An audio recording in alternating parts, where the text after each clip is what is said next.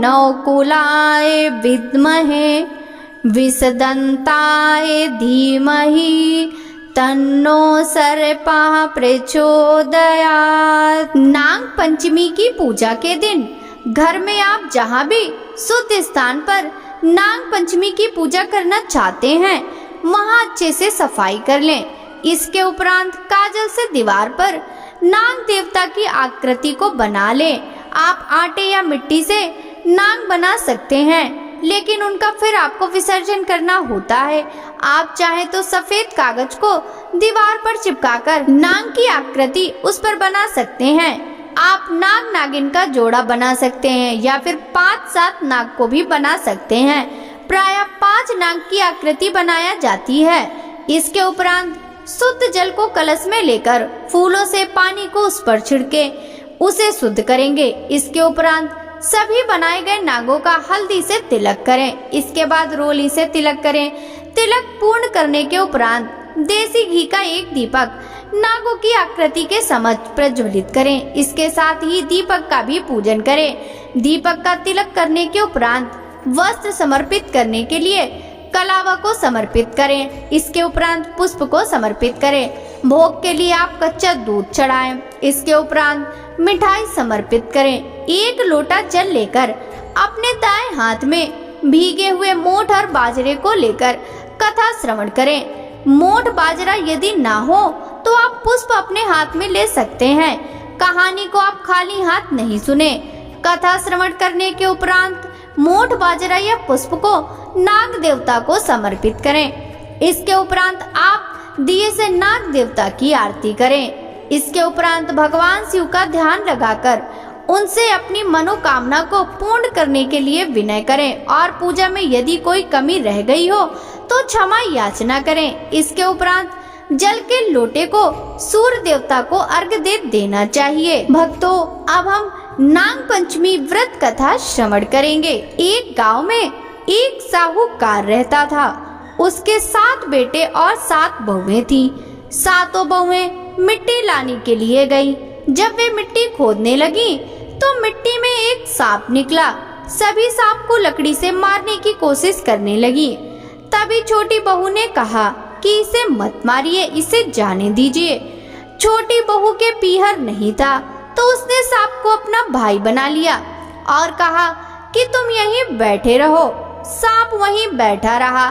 दूसरे दिन जब छोटी बहू उपले लाने के लिए गई तब सांप वहीं बैठा था। सांप ने उसको डसने की कोशिश की। तभी छोटी बहू बोली, भाई जी राम राम। तब सांप उसे पहचान गया। सांप ने कहा कि तुमने भाई बोल दिया, वरना मैं तुम्हें डस लेता।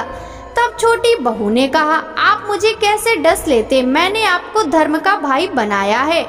छोटी बहू ने अपने सांप भाई को आशीर्वाद दिया। खुश होकर सांप ने उसे एक आभूषण दिया। जब वह जेवर पहनकर घर आई तब देवरानी और जेठानी बोली कि सांप देवता ने इसे डसा नहीं, जेवर आभूषण भी दिया। थोड़ी देर बाद सांप अपनी बहन को लेने आया और कहा, मेरी बहन को मेरे साथ भेज दो। सभी देवरानी जेठानी बातें करने लगी कि अपने तो पीहर में भाई है फिर भी लेने के लिए नहीं आए। देवरानी के भाई नहीं है फिर भी इसके धर्म का भाई इसको लेने आ गया। फिर उन्होंने उसे मेहंदी लगाकर सांप के साथ भेज दिया। जब सांप और साहूकार की छोटी बहू आ रहे थे तो रास्ते में एक खून की नदी मिली। तब छोटी बहू ने कहा, यह नदी मैं कैसे पार करूंगी। तब भाई बोला कि तुम मेरी पूंछ पकड़ लो। जैसे ही छोटी बहू ने सांप की पूंछ पकड़ी तो खून की नदी दूध की नदी हो गई। जब वह पीहर आई तो उसे सब बड़े ही लाड प्यार से रखने लगे। एक दिन सांप की माँ बोली, मैं बाहर जा रही हूँ, तुम अपने भाइयों को ठंडा दूध करके पिला देना। छोटी बहू ने सांपों को गरम गरम दूध ही डाल दिया, जिससे कई सांप के फन जल गए और किसी की पूंछ जल गई। तब पड़ोसन ने यह बात सांप की माँ को बताई। ये सब कहने लगे कि अब इसको इसके ससुराल भेज दो। जब छोटी बहू ससुराल जाने लगी तो उसकी ताइयां और चाचियां कहने लगी कि बेटा तुम्हें बहुत प्यार से रखा है, तुम्हें 6 कमरों की चाबी तो दे दी, लेकिन 7वें कमरे की चाबी नहीं दी। छोटी बहू को गुस्सा आया और उसने अपने भाई से कहा, तुमने 7वें कमरे की चाबी मुझे क्यों नहीं दी? सांप ने कहा, तुम अगर 7वें कमरे की चाबी ले लोगी तो तुम पछताओगी। लेकिन वह जिद करने लगी और जिद करके 7वें कमरे की चाबी ले ली। जब उसने 7वें कमरे का ताला खोला तो उसमें एक बड़ा अजगर बैठा था। उसे देखते ही अजगर ने फुफकार मारी। छोटी बहू ने कहा, पिताजी राम राम। अजगर ने कहा कि तुमने मुझे पिताजी कह दिया, वरना मैं तुम्हें डस लेता। नाग देवता अजगर ने उन्हें खुश होकर 9 करोड़ का हार दे दिया। बहुत सारा धन और 9 करोड़ का हार लेकर वह अपने ससुराल आ गई। सभी ने उसके पास इतनी धन दौलत और इतना कीमती हार देखा तो आश्चर्यचकित रह गए। दूसरे दिन सभी के बच्चे खेल रहे थे और अनाज बिखेर रहे थे। तभी छोटी बहू के बच्चों को उसकी ताई और चाची बोलने लगी, तुम्हारे नाना मामा तो अजगर और सांप हैं। तुम उनसे सोने और चांदी के अनाज की बोरियां मंगवाकर उन्हें बिखेरा करो। जब सांप ने यह बात सुनी तो उसने सोने चांदी के अनाज की बोरियां लाकर रख दी। थोड़े दिनों बाद छोटी बहू के बच्चे झाड़ू को बिखेर रहे थे। साहूकार की बड़ी बहू बोली कि तुम अपने नाना मामा से सोने की झाड़ू मंगवा लो और उन्हें बिखेरो। साहू का पूरा घर सोने चांदी से भर गया। किसी ने राजा को चुगली कर दी और कहा, साहूकार की छोटी बहू के पास 9 करोड़ का हार है। वह 9 करोड़ का हार तो रानी के गले में ही सुंदर लगता है। राजा ने सैनिकों को आदेश दिया कि वे छोटी बहू से हार लेकर आएं।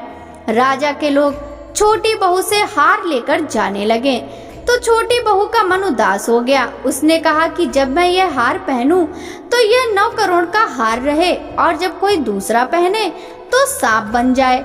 और वैसा ही हुआ। जब रानी ने यह हार पहना तो उसके गले में सांप ही सांप हो गए।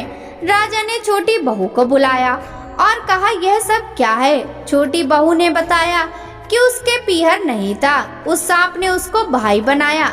उसी ने यह हार उपहार में दिया।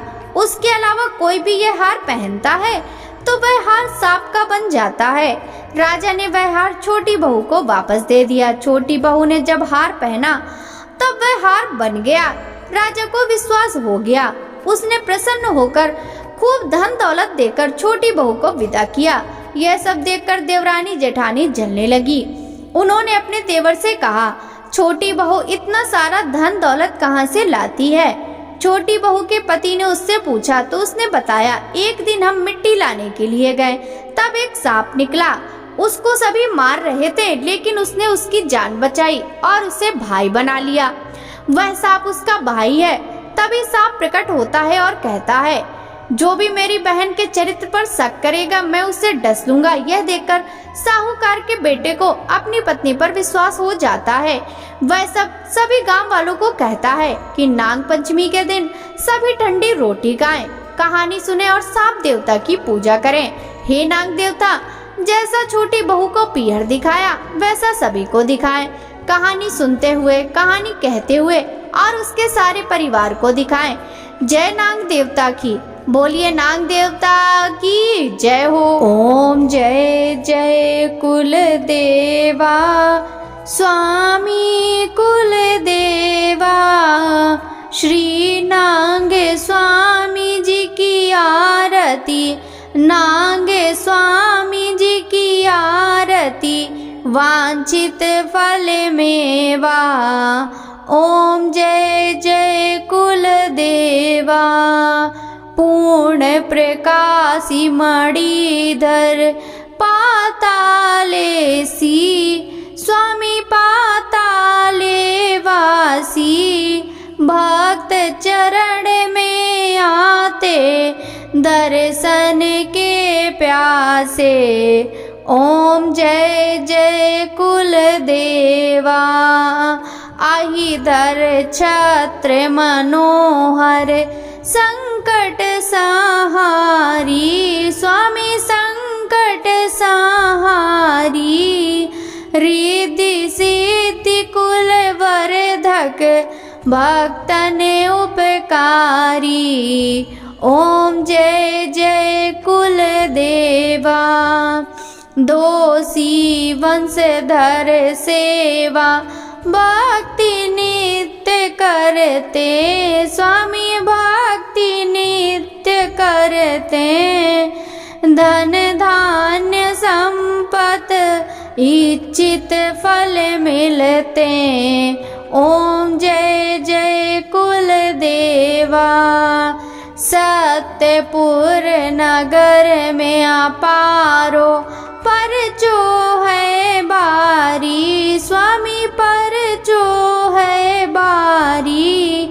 सेवक पूजा भक्ति विपदा हर नारी। ओम जय जय कुल देवा। ओम जय जय कुल देवा, स्वामी कुल देवा। श्री नागे स्वामी जी की आरती, नागे स्वामी जी की आरती। वांछित फल मेवा।